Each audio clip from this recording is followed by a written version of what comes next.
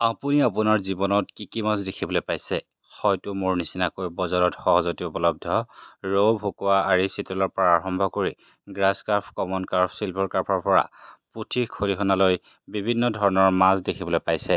কিন্তু আপুনি জানেনে, আমাৰ এই ভাৰতবৰ্ষত মাছৰ এখন ৰাজ্য আছে, যি ৰাজ্যত আপুনি মই নজনা বহু প্ৰজাতিৰ মাছ বসবাস কৰে, যি মাছ দেখিলে মন প্ৰাণ ভৰি উঠে আপোনাৰ। তেন্তে বলকচোন পলম নকৰি আগবাঢ়ো। আপুনি যদি অসমৰ পৰা এই ভিডিঅ'টো চাই আছে, তেন্তে পোনপ্ৰথমে আপুনি উঠিব লাগিব উৰাজাহাজত আৰু সফলভাৱে লেণ্ডিং কৰিব লাগিব বেংগলোৰত, আৰু তাৰ পৰা আপুনি বাছেৰে যাত্ৰা আৰম্ভ কৰিব লাগিব মাইচুৰলৈ, যি ঠাইডোখৰৰ নাম হৈছে লোকৰঞ্জন একুৱা ৱৰ্ল্ড আণ্ডাৰ ৱাটাৰ চিৰিয়াখানা, লোকৰঞ্জন, মহল ৰোড, ইন্দিৰানগৰ, টিগেগুৰু, মাইচুৰু, কৰ্ণাটকা।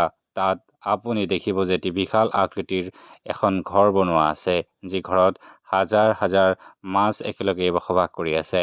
নানা ৰং বিৰঙৰ মাছেৰে ভৰপূৰ, বিভিন্ন ঠাইত বিভিন্ন স্থানত বিভিন্ন প্ৰজাতিৰ মাছ ৰাখি থোৱা আছে।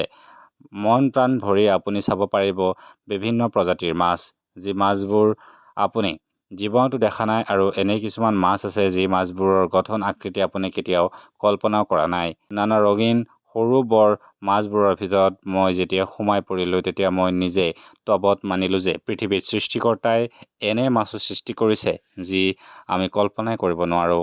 আপুনি আগতে এই মাছবোৰ চকুৰে দেখিছিল নেকি? আৰু মাছবোৰৰ নামসমূহ কি কমেণ্ট আকাৰে জনাবচোন।